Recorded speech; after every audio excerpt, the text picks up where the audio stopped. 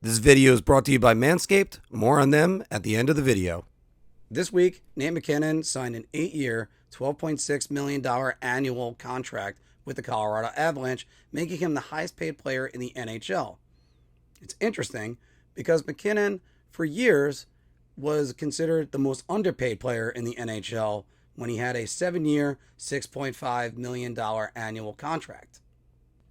As Nate celebrates being removed from the list of being the most underpaid player in the league, we were bestowed a question, well, who is the most underpaid player in the NHL right now? So I grabbed my keys, ran out the front door to my car, started up the engine to seek out that player, and before I hit drive, I realized I could just do this research at my computer. It's just not as dramatic for you. Part of the problem with a list like this is that everybody got paid this year. Johnny Gaudreau, Kevin Fiala, Philip Forsberg, Nazem Kadri. The NHL was making it rain.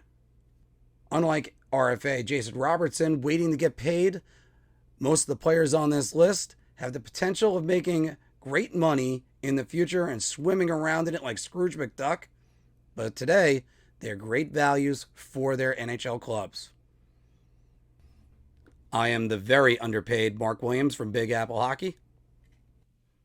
And these are the most underpaid players in the NHL right now. Please like and subscribe to our channel.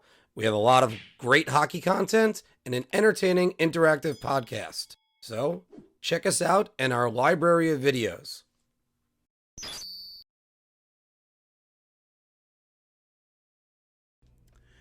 Okay, this one's a little bit of a cheat. Leon Draisaitl signed an 8-year, $8.5 million annual contract in 2017, but he quickly justified the contract. In the second year of the deal, Draisaitl would surpass 100 points, and in 2019-20, he'd score 110 points in 71 games. That last number, along with carrying the Oilers during Connor McDavid's knee injury at that time, won him the Hart Trophy as league MVP.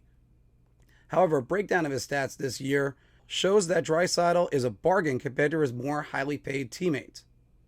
Last season, Connor McDavid cost the Oilers $102,000 a point. Draisaitl cost them only $77,000 a point. Though Draisaitl is part of the two-headed monster in Edmonton, his contract comes up in 2025, where he is going to get paid by either the Oilers or someone else.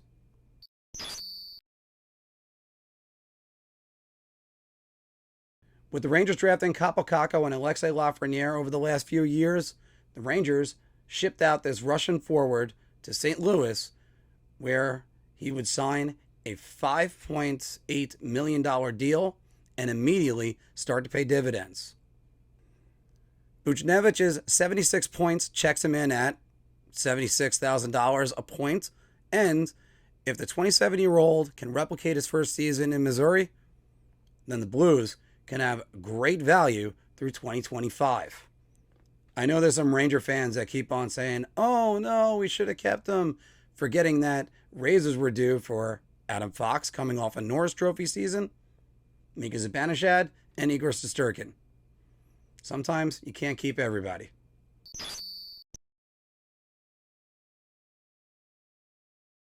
Hard to believe that a player that signed a contract this offseason could make this list.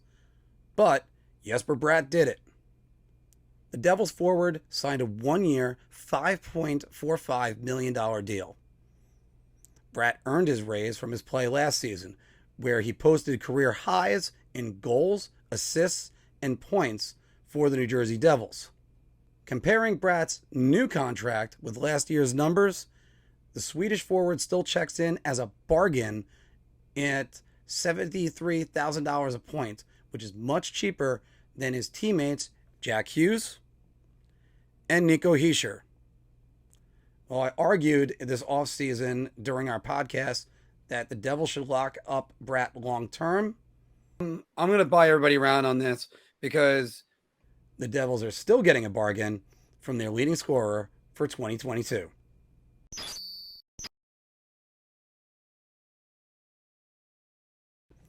I honestly can't believe I'm saying this, but Igor Shesterkin is underpaid.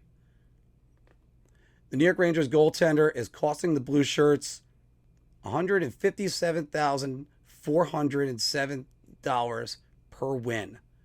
Shesterkin began the first of a 4-year extension this season, and he's already proving to be a bargain for the New York Rangers after winning the Vezina Trophy. His excellent play got the Rangers to the Eastern Conference Finals for the first time since 2015 after not making the playoffs since 2017. Comparing him to other top goalies in the NHL, only Carolina's Freddie Anderson comes close with $129,000 per win. Andrei Vasilevsky checks in at $244,000 a win, and Sergei Bobrovsky checks in at $257,000 a win. Shesterkin's hardware from last year puts him higher on this list than anyone in his competition. And who knows? If Ilya Sorokin and the Islanders can continue his good play, New York might add another goaltender to this list next year.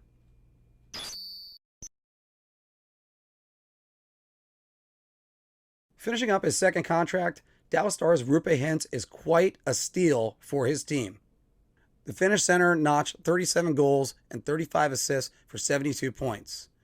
Hintz still has one more season at $3.1 million of annual salary before he hits RFA status like his teammate Jason Robertson. So the Stars get to enjoy the $84,000 per goal and the $43,000 they get to spend per point.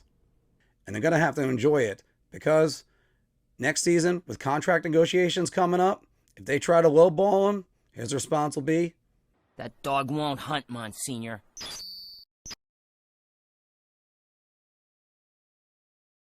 At first glance, the temptation is to look at the LA Kings roster and think Adrian Kempe and his 35 goals might be the bargain. But Trevor Moore is making a lot less than his better paid teammate. Moore's 48 points cost the Kings the spare change out of their couch at $39,000 per point during his career best 21-22 season. The Kings center charged his team almost $94,000 for each plus of his plus 20 rating. Other numbers that were eye-opening? His 202 shots eclipsed his career total this season to a bargain basement charge of $9,282 per shot. Like many on this list, Moore's contract runs out in 2023. But unlike many on this list, he'll be a UFA, and someone is going to pay him double.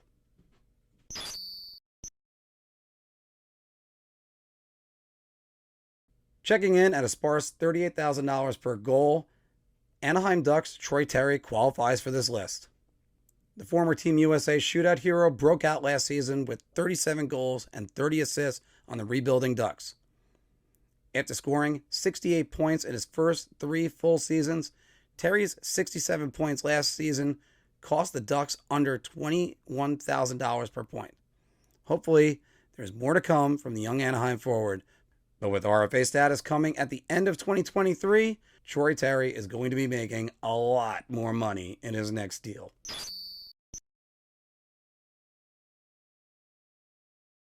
Only making $1.7 million for the next 2 seasons, Minnesota's Ryan Hartman is averaging about $50,000 a goal.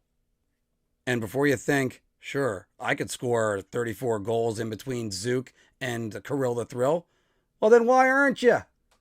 Hartman scored 16 goals in his previous 2 seasons of 120 games with the Wild, but in the last 82 games, he's produced at a bargain price of $26,153 per point.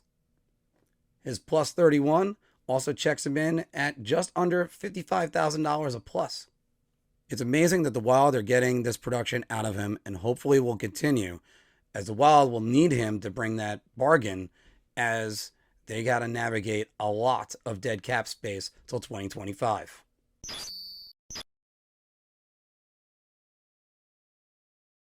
Sometimes when making lists like this, you get fixated on individuals, and you forget that lines come in threes and defensemen come in pairs. So as the reigning Norris Trophy and Conn Smythe winner Cal McCarr draws all your attention, A guy that enables him to play as well as he does is his defense partner, Devin Taves. The former New York Islander is making a mere $4.1 million playing alongside Makar as he racks up a plus 52 and 57 points of his own. That's $79,000 a plus and a little over that for the points. But you take his play that makes the reigning top defenseman in the league even better. Taves is worth every penny of the $4.1 million that he's getting for this year and next. After that, he's likely to cost a lot more money.